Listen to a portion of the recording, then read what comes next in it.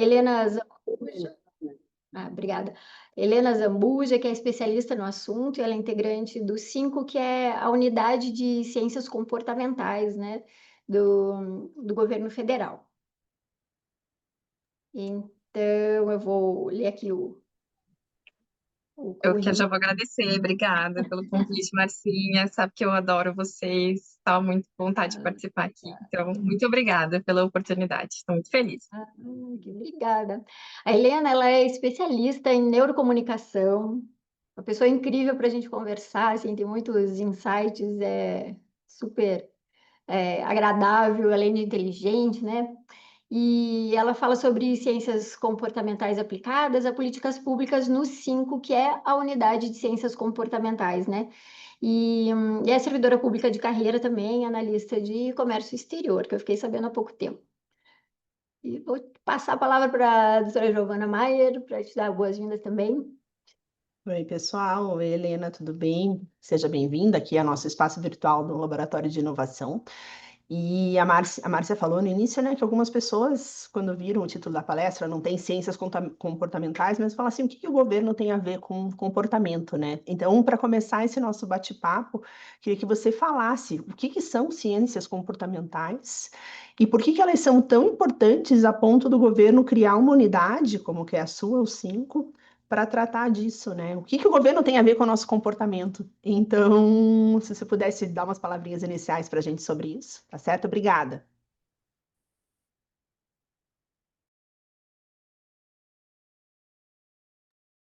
Obrigada. Eu vou compartilhar, então, aqui imagens, porque a gente sabe que com imagens fica mais fácil da gente se comunicar. Então, muito prazer, eu sou Helena Zambuja, trabalho na 5. A 5 é a primeira unidade de ciências comportamentais no governo federal. Nós trabalhamos... Essa é a 5, se vocês conhecerem quem somos, nossa carinha aqui. A 5, ela surgiu de um grande incômodo para entender por que, às vezes, as políticas públicas elas são bem intencionadas, mas não necessariamente elas funcionam, né? E isso acontece porque muitas vezes o formulador de política ele está sentado na sua cadeirinha, fazendo as coisas que ele acredita que são importantes para fazer, mas esquece que a pessoinha que está lá do outro lado, ela é uma pessoa que tem seus desejos, vontades, e então existe essa lacuna entre o que as pessoas pensam, o que elas gostariam de fazer e o que na verdade elas fazem. E a gente tem esses instrumentos tradicionais da política, que é você obrigar as pessoas a fazer, você ter regulamento, norma, você dar um incentivo ali, aquela cenourinha, mas não necessariamente essas coisas funcionam. E as ciências comportamentais, elas vêm justamente para trazer os aportes da psicologia social, da psicologia cognitiva, das neurociências, do design e de várias outras áreas para ajudar justamente a entender por que as pessoas fazem o que elas fazem. Então, por exemplo, é um exemplo de colocar uma placa que, é perigo, não joga bituca no chão. As pessoas continuam jogando lixo no chão. Não adianta ter uma placa ali. Não é porque tem uma placa que as pessoas não vão fazer. Não é porque tem uma placa que diz ali não faça xixi no chão que as pessoas não vão fazer. Elas sabem que não pode fazer, mas elas continuam fazendo. A gente sabe até hoje que não pode usar o celular dirigindo, mas a gente continua usando o celular dirigindo. Então significa que, ainda que as pessoas tenham informação, não é uma falta de informação. Também não é uma falta de vontade. Às vezes as pessoas têm vontade de fazer alguma coisa. Quem é que nunca teve vontade de acordar às 5 horas da manhã para fazer uma academia? Outras pessoas não conseguem fazer isso. Por quê? É falta de vontade? É falta de interesse? Não, às vezes são coisas muito mais profundas. Aqui é um exemplo de como que a ciência do comportamento, ela atua na prática, por exemplo, nas políticas públicas. Então você, em vez de só colocar uma placa, não joga bituca no chão, você coloca uma lixeira divertida. Então, assim, coloca ali Ronaldo versus Messi. Você não precisa nem orientar as pessoas para elas começarem a jogar as coisas no chão, no lixo, porque você está ajudando elas a pensar como um jogo, como uma brincadeira. Então, você está estimulando elas de outras maneiras, sem obrigar elas a fazer nada, sem proibir elas de fazer nada, você está ali incentivando elas a ter um tipo de determinado comportamento, baseado em como as pessoas realmente funcionam na vida real. Elas gostam de dar opinião. Então, é mais fácil dar opinião assim, dentro da lixeira. Ou o exemplo do aeroporto de Amsterdã, que colocou uma mosquinha no mictório. E as pessoas pararam de fazer xixi fora da privada, porque foi muito mais divertido usar isso como um alvo. Então, as ciências comportamentais, elas vêm justamente para ajudar o ser humano que, em vez de ser aquela coisa pensada para a pessoa que tem todos os recursos mentais disponíveis, ela pode tomar decisões com calma, tranquila. Na verdade, esse homos econômicos da economia não existe. O que existe é esse homos cansado. Somos nós, a gente que esquece senha, que aperta botão sem, né? Estou ciente, quero continuar, estou vendo a minha vida ali, mas eu estou ciente, quero continuar, eu quero, né? Preciso resolver aquilo ali. Eu acho que vocês na justiça passam muito por entender esse homos cansados, que é a pessoa que não tem como ler longas e longas e longas páginas de uma decisão ou longas e longas instruções para entender o que um normativo ele fala. Porque a pessoa tem tantas outras coisas na cabeça que dar prioridade para compreender isso é cognitivamente difícil. E quando você entende que ciência comportamental vem para ajudar a entender o ser humano do jeito que ele é e não como ele deveria ser, esse ser humano perfeito, a gente vem ajudar as pessoas e as políticas públicas a funcionar. Então, a gente consegue dar muito mais efetividade para o funcionamento de uma política, para adesão a um tipo de norma, ao pagamento de tributos. A gente tem muitos exemplos já nessa linha, justamente por você entender qual é a motivação que as pessoas têm, como é que elas pensam, o que elas sentem, como é que é o dia a dia delas. E é tão óbvio, né? Você falar em ciências comportamentais, o que o comportamento tem a ver com o governo, é o que já deveria ter tido há muitos anos, né? Não tinha, mas agora precisa ter. Já é um movimento mundial aí para trazer as ciências comportamentais para dentro das políticas públicas. E, e a gente vem para isso, é justamente você precisa olhar o comportamento, não é mais uma opção. Se você não olha o comportamento, você não consegue aderir, não consegue a adesão das pessoas. Eu trouxe uma figura aqui só para dar esse exemplo do atalho, né? Então, assim, tem uma calçada pavimentada, linda, maravilhosa, mas as pessoas preferem o quê? Elas preferem usar o atalho, é porque é o caminho que elas escolheram. E a ciência comportamental, ela vem aí, entender o que as pessoas querem, o que as pessoas precisam e como entregar isso para elas da melhor forma. Então, isso é a ciência comportamental.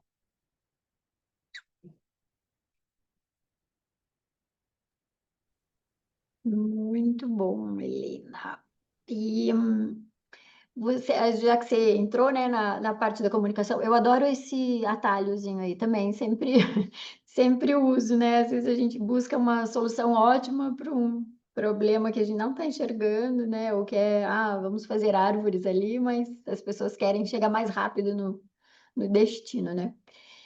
E então, assim, vamos falar, né? Vamos puxar a sardinha aqui para a linguagem simples, porque, né, tem tudo a ver com a comunicação também. E eu já te ouvi falar, né, que a comunicação precisa considerar, né, como que o cérebro funciona. Então, como que a linguagem simples pode se beneficiar dessas descobertas da neurociências, das heurísticas, né, comportamentais? Quais seus achados? Tá, eu vou compartilhar com vocês, então, um pouco mais dessa parte da comunicação e vou escolher um slide aqui legal para começar. Um pouquinho antes, vou só retomar essa questão das heurísticas, para quem não está familiarizado com esse termo. Heurísticas são os atalhos, esses atalhos mentais que a gente utiliza para tomar decisões. A nossa mente, ela funciona assim, 95% do tempo dela. Então, a gente acha que é muito racional, a nossa racionalidade, ela é limitada, e ela é muito limitada, porque o nosso cérebro, ele trabalha com um aprendizado, é como se nós fôssemos um computador, e a gente tem ali os nossos algoritmos que são alimentados da mesma forma que um algoritmo vai sendo alimentado numa rede social, a nossa mente funciona muito parecida. E com base nesses aprendizados que a gente vai tendo de acordo com o ambiente, com as situações, com as emoções que cada situação gera na gente, vai gerando um aprendizado, e esse aprendizado serve para que a gente possa saber a próxima decisão a tomar naquela mesma situação. Então, o nosso cérebro é como um grande banco de dados. Cérebro, eu vou me referir aqui cérebro, mas estou falando assim, sistema nervoso central, ali a parte mais que a gente conhece ali como cérebro, mas é todo o nosso sistema nervoso.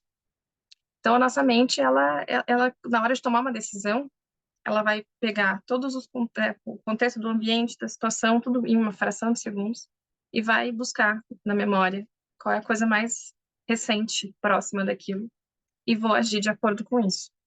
Então, essas são as heurísticas. A gente vive à base de heurísticas. Algumas, a maior parte delas, nos leva para caminhos bons, mas às vezes faz com que a gente não tome as decisões mais acertadas. O que tudo isso tem a ver com a comunicação? Porque a nossa mente, ela vai intuitivamente buscar nesses grandes padrões as referências para entender o mundo. Então, por exemplo, se eu tenho essa imagem, aí vocês me digam se eu estou compartilhando a imagem correta, que eu acredito que eu não estou. Agora eu acho que eu vou estar. Um momentinho. Vou compartilhar agora.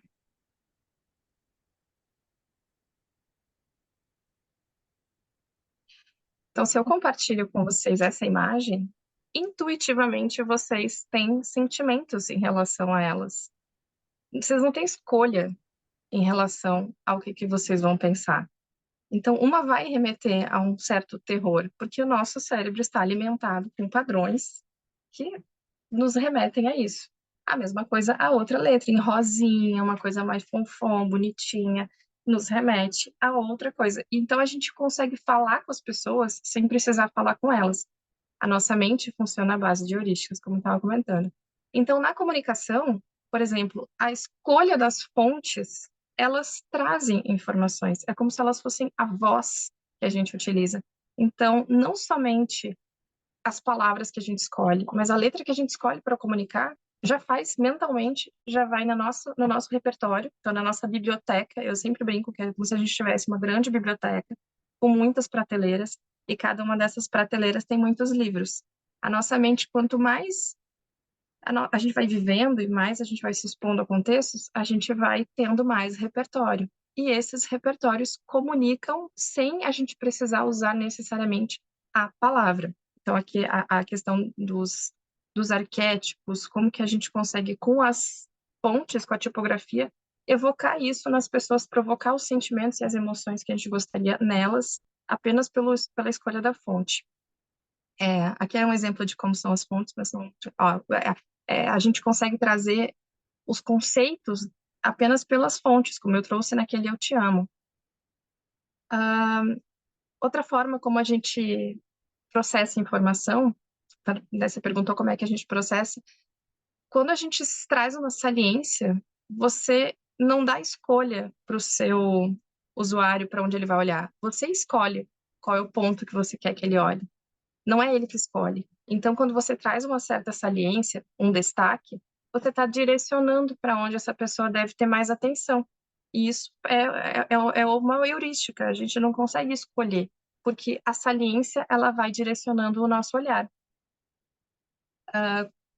Na linguagem simples e como a nossa mente funciona, na hora que a gente vai enxergar um gráfico, assim, um documento que ele tem muito texto, ele tem muita informação, e a informação está toda desalinhada, isso nos remete mentalmente a uma ideia de confusão, de alto custo cognitivo, e a chance de uma pessoa desengajar de uma mensageria assim é muito alta, porque é muito custoso. Nossa mente ela vai bater o olho, ela escaneia isso e ela vai olhar, não, isso aqui é muito difícil. Então você tem formas de tornar isso muito mais amigável para o usuário. O nosso padrão de visualização aqui na parte do Ocidente é nesse formato de Z ou de F. Então, quando a gente estrutura as nossas imagens, os nossos textos dessa forma, a gente está ajudando o nosso interlocutor a visualizar as coisas com menos carga cognitiva, não é tão difícil para ele poder ver. Isso facilita com que ele se engaje nas mensagens, nos nossos panfletos, qualquer tipo de informação que a gente queira dar. Tudo isso é pelo funcionamento da nossa mente. Esse aqui é um ponto que eu acho, para finalizar, essa questão de como é nosso processamento da linguagem, especialmente a linguagem visual. Isso entra também, eu vou mostrar para vocês em relação à legibilidade, por exemplo, como é que o nosso cérebro enxerga. A gente tem uma capacidade limitada de captar informações. Então, quando a gente polui muito um conteúdo, ou uma imagem, ou um slide, fica difícil do cérebro saber para qual lado, onde ele começa, para qual ponto ele olha. Quando a gente reduz isso para até 5, 6 pontos, é cognitivamente mais fácil e é mais provável que a pessoa se engaje nesse tipo de imagem, porque ela realmente é mais fácil de ver. Eu quero mostrar para vocês o que eu queria falar sobre legibilidade, isso tem tudo a ver com linguagem simples também, que quando a gente tem um texto, pode ser, assim, especialmente esses textos normativos, são muito, como é muito texto, além de ser mais fácil de desengajar, porque o cérebro não sabe exatamente para onde olhar, o nosso cérebro ele também procura os padrões. Então, quando a gente tem um padrão correto, ajustado, em que existe uma única margem, o nosso cérebro ele procura margens, ele vai fazer blocos de informações para saber o que é importante, onde que eu devo olhar. Então, se tem um negrito, eu vou olhar. Se tem um pequeno bloco, eu sei que aquilo tudo é da mesma coisa. É mais fácil de ler uma leitura assim do que uma leitura, por exemplo, muito espaçada, em que começa a criar caminhos no meio do texto. Isso aí desengaja o leitor, porque é como se ele tivesse várias pedras no caminho na hora de ler, e muito justo a mesma coisa, parece um bloco único. E, por fim, aqui, que eu acho muito interessante sobre como a gente percebe as informações, a, a nossa mente, ela tende a completar padrões. Então, quando a gente estrutura as informações ou agrega elas, ou dá destaque por tamanho, a gente sempre vai procurar os padrões. Então, se alguma coisa tá junta, significa que aquilo tem o mesmo conceito. Tem a mesma cor, também tem o mesmo conceito. Então, como a nossa mente está sempre procurando encaixar as coisas em padrões e formar um todo a partir de partes, a gente vai conseguindo facilitar a vida dessa audiência quando a gente começa a utilizar esses padrões e os padrões como a mente funciona para poder entregar para ela coisas mais fáceis, mais digestíveis para ela poder compreender. Muito bom, né? Porque às vezes as pessoas têm. Eu gosto quando você fala disso, eu gosto também.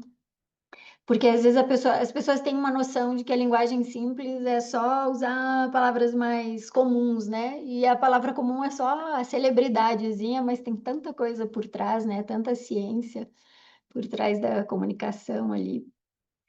E deixa eu ver. Eu até quero, vou trazer só mais um exemplo aqui de Claro. linguagem simples aplicada a contexto público. Muita gente, na hora de apresentar um gráfico, apresenta os dados brutos, né? A gente tem uma necessidade grande de apresentar dados brutos. Uhum. Mas, na verdade, acaba que o usuário não vai ler aquilo, ele não vai conseguir entender o que está escrito ali. E, às vezes, escrever para um humano entender é mais fácil. Então, quando você. Eu sempre falo para quem eu atendo também, para falar sobre essa questão de design e storytelling aplicado a dados, é que falar com as pessoas como se elas fossem pessoas já é o meio do caminho andado, porque a gente às vezes começa a escrever em siglas e letras ou coloca um monte de números, prejudica.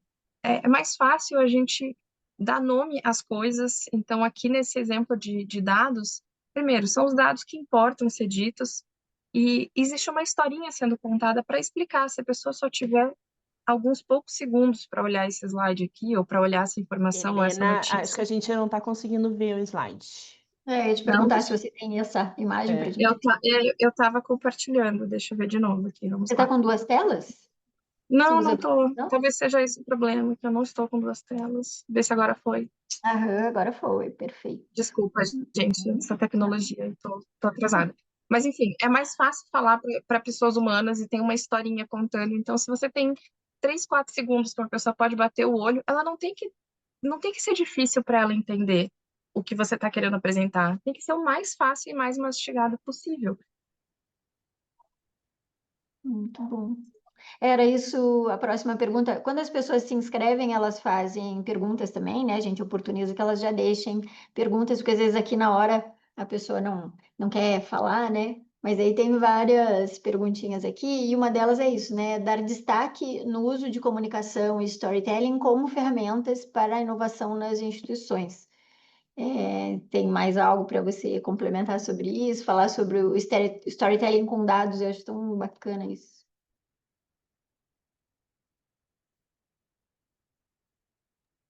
Oi, tem sim.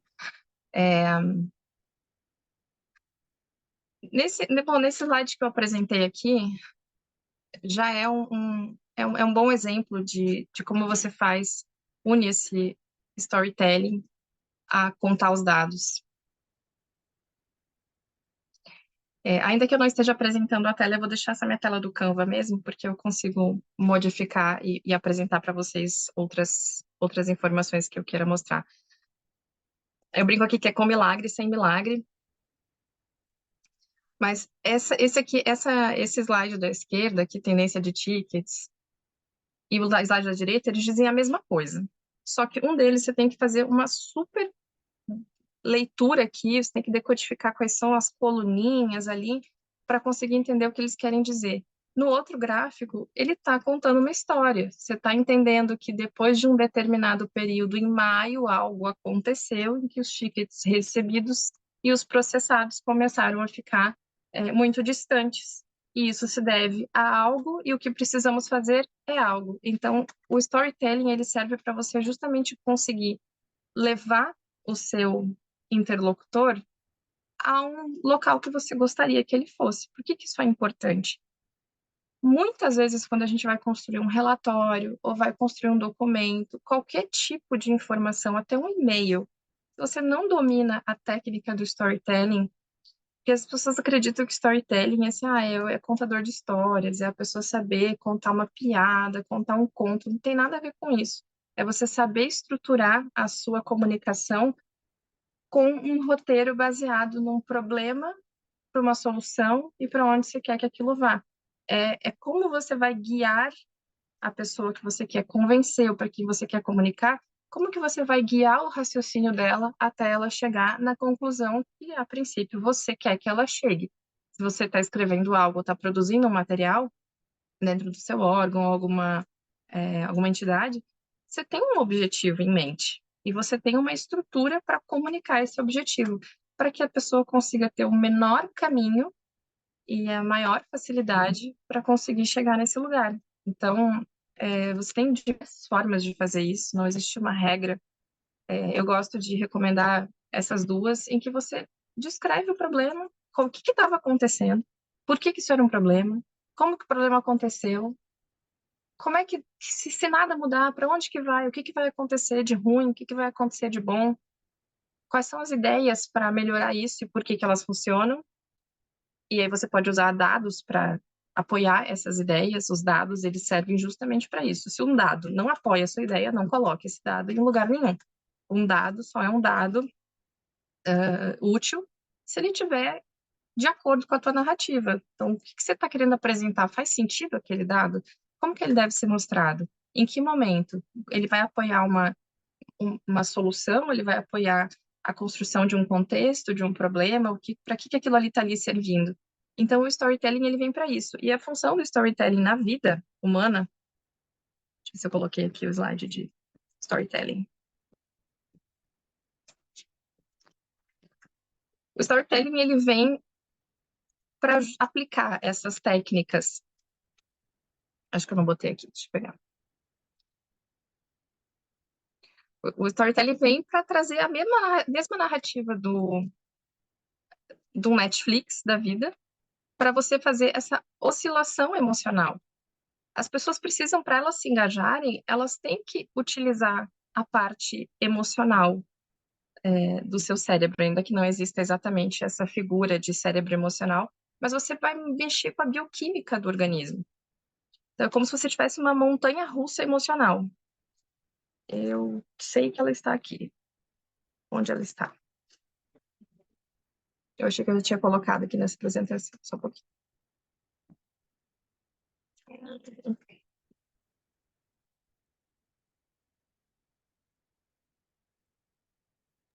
Não vou achar. Mas, enfim, você tem é como se fosse uma montanha-russa. É como se você fosse criar um grande coquetel de componentes. E, aos pouquinhos, você vai dosando qual é o componente que você vai dar. Às vezes, você vai dar um pouco de angústia para a pessoa com quem você está lendo, porque você precisa que ela entenda qual é o conceito que você está querendo passar ali. Daqui a pouco você traz um alívio, porque o alívio da resolução, de como que existe uma solução para aquele problema. Às vezes você traz um conflito novamente, que é para entender se nada for feito, o que que vai acontecer com aquilo? Por que que nós precisamos seguir com essa decisão? Por que que essa decisão aqui é importante? E aí você já causa uma tensão na mente do interlocutor, mas isso faz com que ele vá se engajando em cada etapa do que você está apresentando. Não necessariamente é tudo numa linha, como eu brinco que linhas paradas é porque a pessoa morreu. Então a gente precisa dessa oscilação tanto na nossa vida como para estar vivo, como nas nossas comunicações. E a linguagem simples, ela, como você falou, não é só você trazer uma palavra fácil, mas, por exemplo, até cognitivamente falando, palavras mais conhecidas são muito mais fáceis de serem entendidas. Você coloca uma palavra difícil, que a pessoa não sabe, ela já, além de travar ali, ela perde o ritmo do que ela estava conseguindo compreender. Então, a nossa mente, quando a gente tem um repertório ali de palavras curtas são mais fáceis de compreender que palavras longas. Então, você tem o sinônimo de uma palavra curta e uma palavra longa, ela, como a gente processa pelo visual, a gente não lê letra por letra, a nossa mente, ela processa visualmente as palavras. Então, é muito mais fácil você ler uma palavra curta do que uma longa. E misturei os dois assuntos agora. Mas, enfim, o storytelling, ele vem justamente para te ajudar a apoiar as suas ideias numa estrutura mexendo com o emocional das pessoas. Não é só uma estrutura e também não é só as emoções. É as duas coisas alinhadas. Muito bom. Ó, tem gente já pedindo curso aí sobre isso, hein, Helena? Sobre storytelling. De perguntas aqui, tem uma mais complexa aqui, ó. Como adotar elementos das ciências comportamentais para desenvolver competências voltadas para o desenvolvimento sustentável em organizações?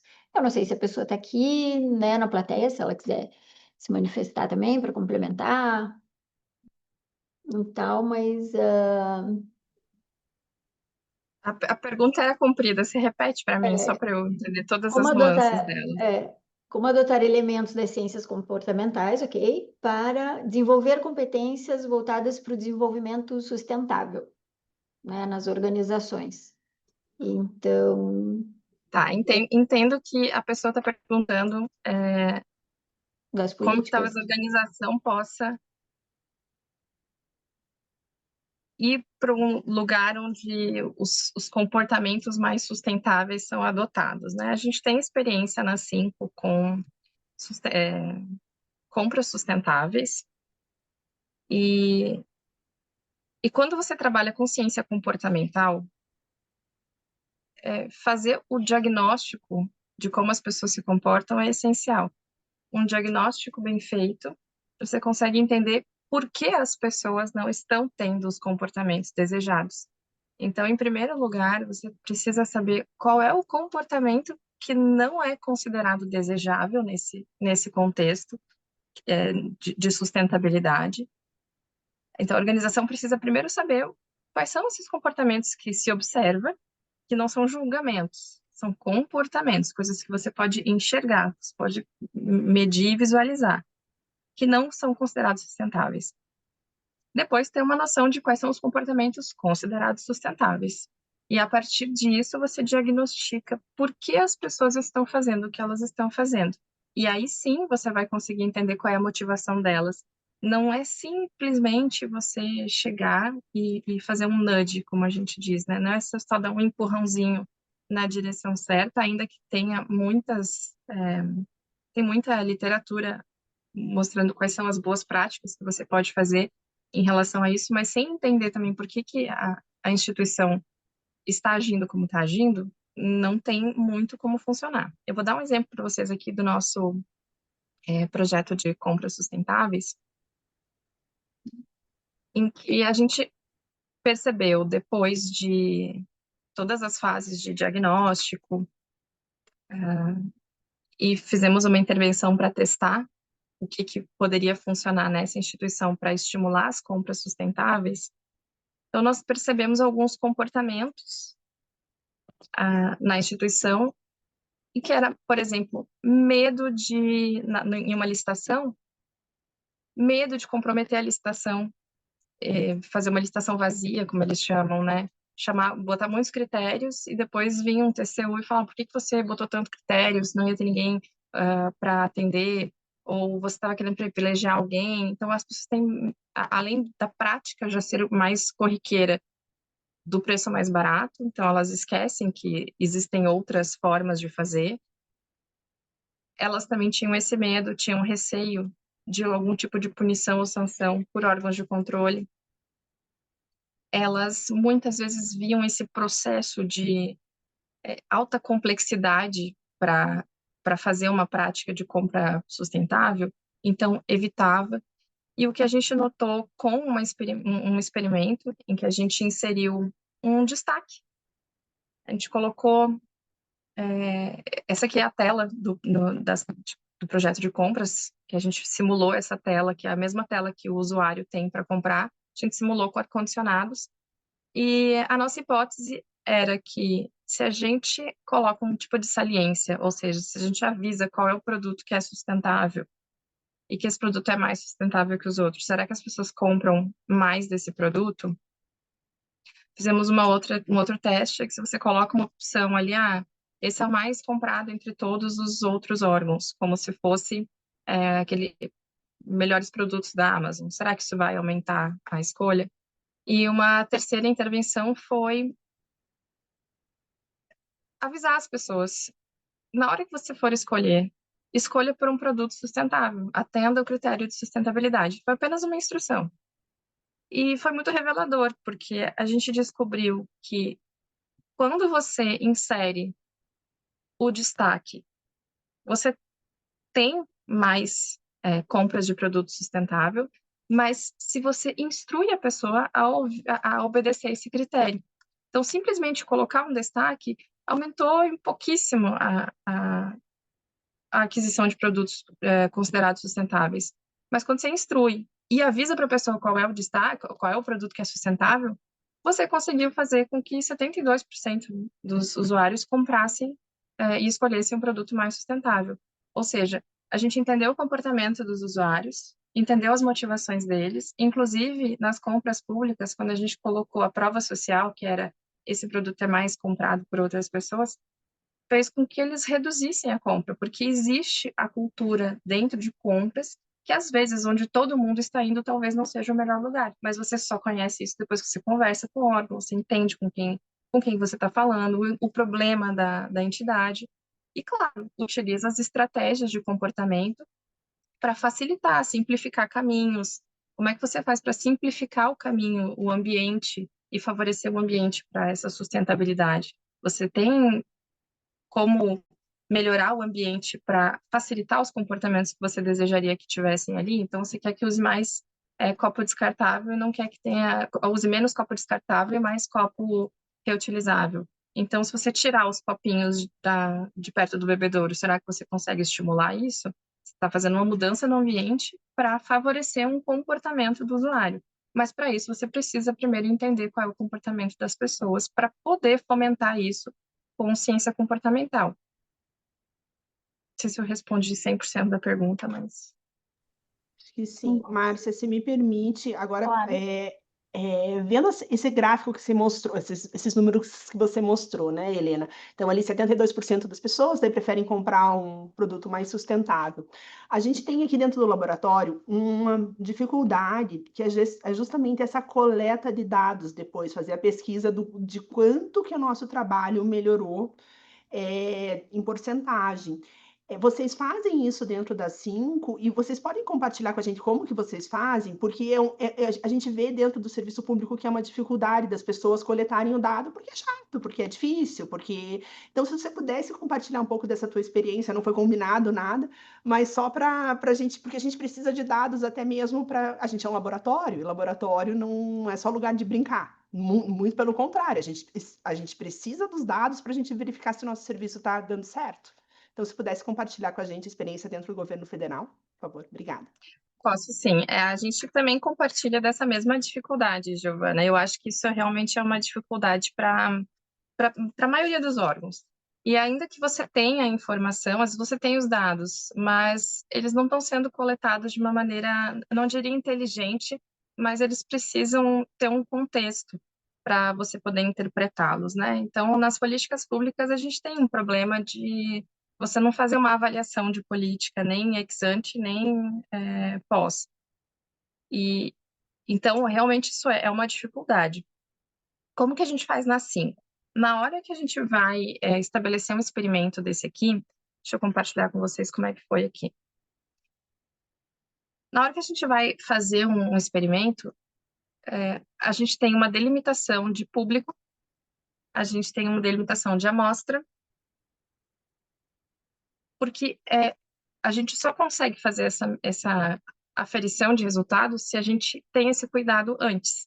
Então, a gente tem pesquisadores na equipe, pessoas especialistas em psicometria, em análise de dados. Então, essas pessoas nos ajudam a desenhar a intervenção ou a pesquisa que a gente precisa fazer, como que as perguntas precisam ser feitas para que possam ser medidas.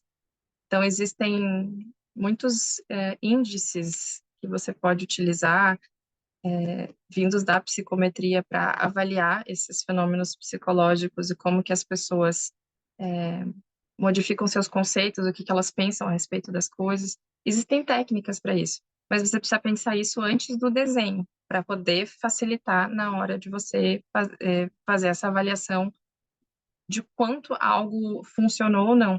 Então, nesse caso aqui, nesse experimento, a gente delimitou uma amostra de 402 usuários, estabeleceu um perfil para eles, eram usuários que estavam acostumados com o sistema de compras, já tinham feito compra pelo menos uma vez.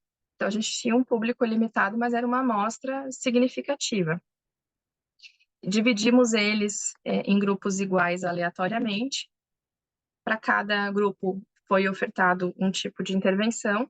E aí, como as amostras estavam...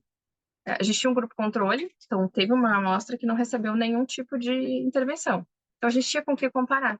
A gente conseguiu comparar quem não tinha intervenção com todas as outras intervenções para saber qual era a intervenção que tinha tido mais efeito. Então, essa aqui que está com esse nulo aqui é a que não tinha nada. Esse é o grupo controle. E o restante, a gente conseguiu fazer esse monitoramento, justamente porque a gente já tinha tomado esse cuidado. Nem sempre é possível você ter um controle, como se diz, esse gold standard da pesquisa, que é você ter exatamente todas as amostras certinhas, mas o mais comparável que você conseguir fazer entre grupos, dependendo do seu delineamento de pesquisa, tem várias técnicas de delineamento de pesquisa também. Eu não sou a especialista nessa área, mas a gente já pegou um pouco aqui a rotina dos especialistas. Então, quanto melhores forem as suas perguntas também, quanto melhor você conseguir encontrar formas de medir antes de perguntar, você tem que saber o que você quer saber e se isso é possível medir ou não. Às vezes as coisas que a gente quer não são possíveis de serem medidas. Então, você tem que encontrar qual é a melhor forma de poder medir aquilo e saber se é por uma pergunta, é um questionário, é uma observação, você tem que ir a campo olhar, você tem que fazer qual tipo de pergunta para poder receber aquela resposta e como que essa resposta vai ser avaliada de grau 1 a 10, 1 a 5. Então, existem muitas técnicas para isso. Mas a gente pode trocar ideias, Giovana, aí, para Acho que o pessoal do Pólen estava fazendo também um curso de avaliação de impacto. Tudo isso vai ajudando a, a você poder fazer esse tipo de medida em política pública. Mas aí é a área de negócios que faz esse monitoramento, não é o laboratório que vai até. Tudo nós. Ah, tá. Tudo na Entendi. 5. A nossa equipe é bem multidisciplinar, então a gente tem de tudo um pouco dentro da equipe. Então, é uma equipe composta, tem psicólogo, esses psicólogos que são os estatísticos e especialistas em psicometria e análise de dados. Então, tem acadêmicos, tem os designers, e a gente usa essas multicompetências, e não são só eles pensando sozinhos. A gente precisa pensar junto para saber qual é o objetivo que eu quero. Aí, quem é especialista em dados vai dizer, isso aqui dá para pegar por uma planilha, isso aqui já tem no banco de dados, isso aqui você tem que ir atrás, porque ainda não tem. Então, é muito multidisciplinar, você tem que conversar com muitas cabeças mesmo para conseguir chegar nas melhores ideias para encontrar essas soluções. Precisamos mentoria das 5, viu, chefia? Então vamos lá, pessoal da plateia, mais perguntas aí? Eu continuo lendo aqui. Tem duas, Helena, Fazer um aqui. comentário também, Márcia, quando puder, sobre essa Ô, questão comportamental aplicada ao nosso contexto aqui. Tá me ouvindo, oi, Isabel? Bel, claro, diga aí. Queria comentar, Helena, que eu ouvi de uma colega num evento desses de inovação que eles tinham muita falta em audiência. Então, assim, ficava a pauta sempre com os horários comprometidos, porque faltava muita gente, aí esticava a pauta, e que eles começaram na intimação, que agora começou a fazer intimação por WhatsApp, né? Então ficou uma coisa mais pessoal, assim, mais direto com a pessoa, a pedir: você pode, por favor, me avisar se não puder comparecer? E aí que com isso eles conseguiram reduzir assim a ausência assim a 10% do que era antes, só com essa assim eles entenderam, né, que as pessoas começaram a se responsabilizar mais por assim, não, eu preciso avisar se eu não for. E aí então assim uma questão que eu entendo, né, que caiba nesse conceito de comportamental aí para resolver um problema que era de falta de audiências, que é bem dentro do nosso contexto aqui de poder judiciário, né? Então, acho que é muito interessante assim a troca de experiências, porque a gente pode usar artifícios como esse para várias situações que talvez a gente nem consiga imaginar agora, mas na troca de ideias a gente percebe no nosso dia a dia, porque a gente lida com pessoas aqui o tempo todo, por mais que a gente tenha muitas metas e números, né, a gente vê só no processo eletrônico, a gente trabalha muito com essa questão, acaba esquecendo que ali atrás de cada processo tem uma pessoa, mas além das pessoas do processo tem as testemunhas, tem então, eu acho que esse tema da ciência comportamental conversa muito com o nosso trabalho, nossa atividade fim aqui, que é trabalhar com as pessoas.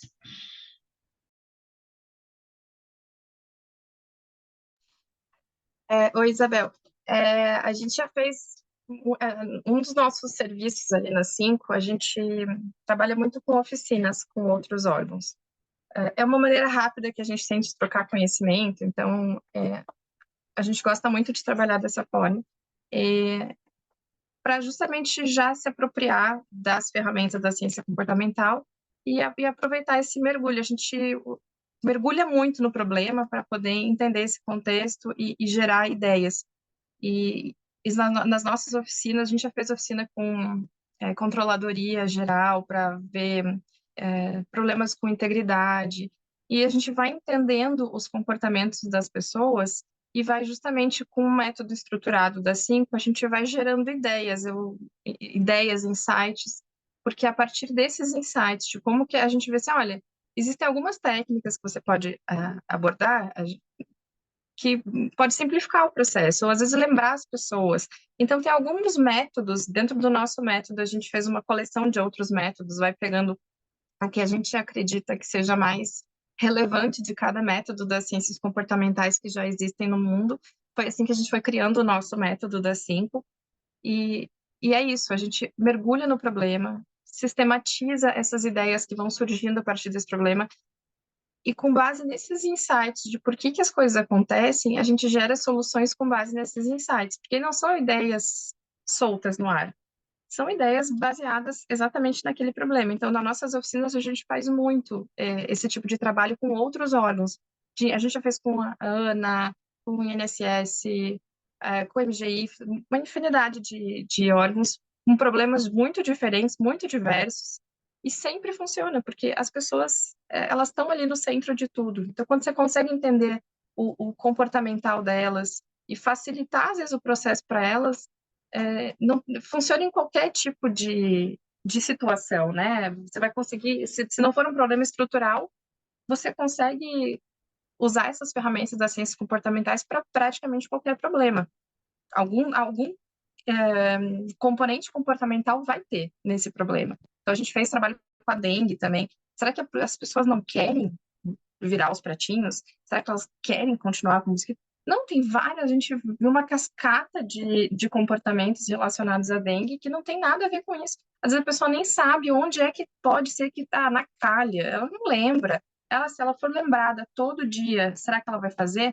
A gente não fez essa intervenção, mas a gente elaborou umas 10, 15 possibilidades de intervenção para poder medir, para poder testar se isso ia ajudar no comportamento do usuário em relação à dengue, por exemplo. Então, você pode usar para qualquer tipo de situação. É muito interessante, assim, ver as aplicações, né? Como esse caso da dengue, a gente vê que tem muita aplicabilidade em vários contextos mesmo. A gente da ciência comportamental, a gente brinca que a gente passa a palavra, né? A gente vai catequizando as pessoas na ciência comportamental e vai trazendo todo mundo para a nossa crença aqui. Porque quando você começa a ver a aplicação, não só na vida pessoal, você consegue ter muitas aplicações depois que você começa a entender de comportamento, de cognição, mas é muito bom ver na prática que você consegue fazer as coisas funcionarem na prática, na vida real. Então, por exemplo, ambientes de trabalho com baixa produtividade.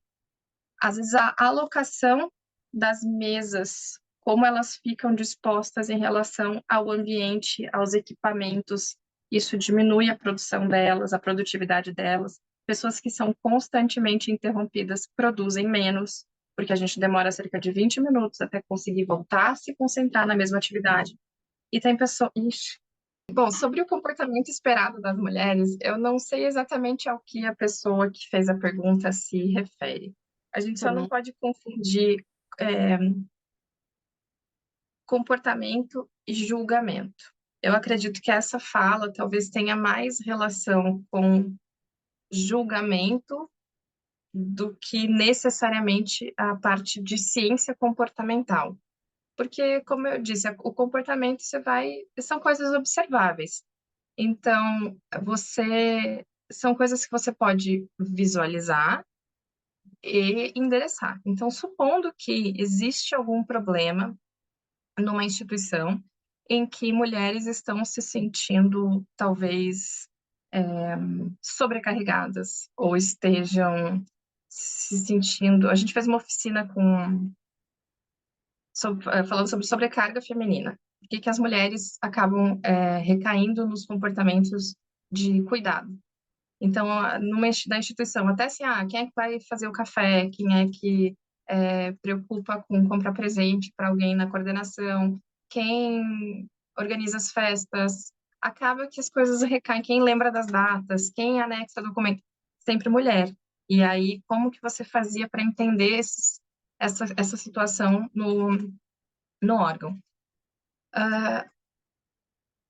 A sugestão sempre, nesse caso, como a gente endereçou essa oficina, a gente foi colher as falas dos usuários. Então, a gente poderia colher a percepção das pessoas ao redor de todos os envolvidos. Não é só os perfis que a gente gostaria de perguntar, não é só para as mulheres. A gente pergunta como elas se sentem. Mas a gente vai fazendo perguntas para entender como que aquela situação está se desvendando dentro do órgão. A partir disso, a gente vai tirando insights. Insight, o que é? Insight é algo que não está ali necessariamente na nossa frente, mas depois que você olha o todo, então você analisa, por exemplo, falas de muitos usuários, existe um padrão ali de pensamento, um padrão de comportamento, e você pensa, nossa, parece que as pessoas pensam desse jeito em relação a esse assunto. Nossa, parece que os homens não se sentem legitimados para fazer tal coisa pelas falas que eles estão apresentando aqui. Ah, então como que a gente pode endereçar essa situação?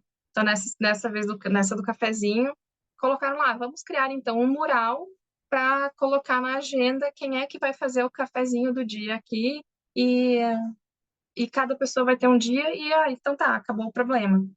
Para essa situação funcionou. Foi um relato pessoal de uma das pessoas participantes lá. A gente criou um calendário lá, cada dia era de uma pessoa, parou de ter sobrecarga. Então, não era porque as pessoas estavam com uma sobrecarga velada, digamos assim, não era intencional, a gente não tinha uma intencionalidade ruim. Simplesmente porque as coisas eram feitas daquele jeito, nunca ninguém tinha feito diferente. Então, se criou uma solução para aquilo, mas tem que entender o problema. Então, essa questão do comportamento esperado não das mulheres, não sei qual é o comportamento esperado, não sei qual é o sentimento que tem por trás. Então não dá para confundir só as coisas. Em relação ao etarismo, seria a mesma questão. É você entender como que as pessoas pensam, como elas se relacionam com esse assunto dentro dessa instituição, desse órgão, e entender as motivações das pessoas, entender as motivações de todas as envolvidas, como que elas lidam com aquilo. Será que é porque o tempo é muito demorado? Será que a pessoa que é mais idosa, ela tem mais dificuldade de compreender um assunto? Eu brinco que a ciência comportamental é você voltar a ser criança. É você se perguntar por quê o tempo todo. Ah, é por quê? Mas por que isso? Mas por que isso? Mas por que aquilo? E não fazer inferências a respeito das coisas, ou a gente pressupor razões que a gente não tem certeza. A gente pode ter ideias sobre um problema, mas a gente não tem certezas. Quanto mais a gente vai se despindo das certezas e vai fazendo perguntas e vai se questionando e tentando ter empatia com as pessoas envolvidas de todos os lados, você vai conseguindo ter uma visão maior do problema e vai endereçar ele nas suas pequenas questões. E às vezes são essas pequenas questões que vão minando. E se você consegue endereçar elas, mas compreendendo elas e não de um julgamento, e não de um eu acho que é isso, e você vai ter, ó, eu fiz um diagnóstico, é isso aqui mesmo, ó, tá acontecendo isso aqui, é porque o tempo da pessoa idosa está sendo mais demorado, mas o que está precisando? Será que essa pessoa precisa de outra tarefa? Será que essa pessoa está precisando de mais ajuda? Será que ela está sobrecarregada porque ela tem outros problemas pessoais para lidar, ou ela está passando por alguma dificuldade pessoal? São várias razões, a gente não tem como afirmar. Então, é isso, é ter o pensamento da criança e perguntar por quê. Investigar, né? Helena, estamos chegando ao fim do nosso programa, super bacana. Oh, ficaria muitas horas aqui conversando.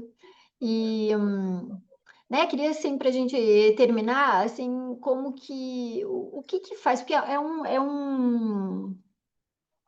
uma questão que sempre aparece em laboratórios, em reuniões, né? Quando a gente trata com altas lideranças, enfim, né? O que que faz com que uma mensagem pública realmente funcione? O que diferencia um texto que é acessível, ok, mas que um texto que engaja, um texto que leva a ação, né? Você falou assim né, bastante sobre isso, assim, mas se fosse uma dica de US$ 1 milhão, aí você, como que vocês Eu têm nem feito? estaria aqui, né, Marcinha? Eu já estaria rica, milionária. Mentira. É, Porque as campanhas são muito boas, assim, né? Tem umas campanhas muito criativas que você vê que às vezes não envolvem tanto dinheiro e que elas engajam muito, né? a ciência comportamental, como um todo, né, não só falando ali da aplicação da política pública, mas você entender de comportamento humano e entender da mente humana especificamente, faz com que você tenha como se alinhar muito mais às pessoas. Então, uma comunicação que entenda a dor do seu público, muito importante. É essencial entender a dor do seu público. Qual é o problema que essa pessoa está passando? E encontrar, se você tem a solução para esse problema que ela tem, a solução desse problema vai chamar a atenção dela, porque ela vai entender. Então, o público ele tem que ter empatia com o que está sendo tratado. para poder se conectar, se aquilo ali conecta com a realidade dele ou não. A pessoa precisa se conectar. E títulos curtos, palavras fáceis, tem que conectar com a rotina desse usuário. E quando a gente pensa em ciência comportamental, normalmente as intervenções elas realmente têm baixíssimo custo, porque o comportamento humano é bem previsível. A gente consegue fazer com intervenções pequenas comunicados muito potentes. Então, se colocar passos em direção a uma lixeira, faz com que as pessoas joguem mais lixo no chão. Você botou um adesivo no chão. Então, às vezes, não precisa nem de palavra para comunicar. Você botou uma imagem que comunica com as pessoas e faz com que elas se direcionem àquilo que você precisa. Então, não existe uma resposta coringa para como a gente se comunica de uma maneira certeira em todos os momentos, mas é entendendo qual é a experiência desse usuário, como é que ele se relaciona com aquele problema e aquilo conecta com a realidade dele. Se atende uma dor que ele tem ou se atende um problema que ele se relaciona, existe muito mais chance da gente conseguir entender essa pessoa. Se a gente entende a rotina que ela tem, a gente vai entender o tempo que ela tem para acessar aquilo que a gente está querendo comunicar com ela e usar daí das ferramentas de design, né, para ter comunicações mais atrativas, mas que não sejam bobas ou que não sejam inúteis. Não é só a figura pela figura, mas a intencionalidade. Quando a gente faz essa intencionalidade em relação ao comportamento das pessoas e como que elas vão se relacionar com aquela peça, é o fundamental, é ter as pessoas no centro de tudo. No fim das contas, não deixa de ser essa máxima sempre. Ah, valeu. Obrigada. Acho que eu adorei, assim, acho que esclareceu muito. Essa conversa foi super potente, eu amei. E obrigada por você colaborar com a gente, compartilhar, né, com tanta clareza e tanta sensibilidade como as ciências comportamentais elas podem e devem estar a serviço, né, serviço dessa comunicação pública, né, não só porque às vezes não adianta só fazer a política pública e não saber comunicar, né, e não conseguir engajar. E a gente, aqui no Link também, né, acredita que transformar as instituições começa, né, com essa escuta, com a forma como a gente escuta, como a gente entende, como se comunica, né? Então, esse papo lembrou muito bem disso, né? E que também é um gesto de cuidado, né, com as pessoas, de autocuidado e de cuidado, enfim, com o público que a gente está servindo. Eu amei. Muito obrigada pelo convite. Eu adoro falar sobre esse assunto, sou apaixonada pela ciência comportamental, eu amo passar a palavra, então toda oportunidade que eu tenho de catequizar, estou catequizando pessoas para a ciência comportamental. E agradeço mesmo, muito obrigada. Conheçam a 5, ali coloquei a página da 5 também, para vocês terem um pouquinho mais de ideia do que é ciência comportamental. Tem bastante conteúdo lá para entender como que a gente usa isso no contexto de governo. E estamos abertos a parcerias também, sempre que precisarem, contem com a gente. Ah, muito obrigada. Vamos conversar mais. Obrigada. Adorei, estou adorando conhecer sobre esse assunto. Obrigada, Obrigada, gente. Uma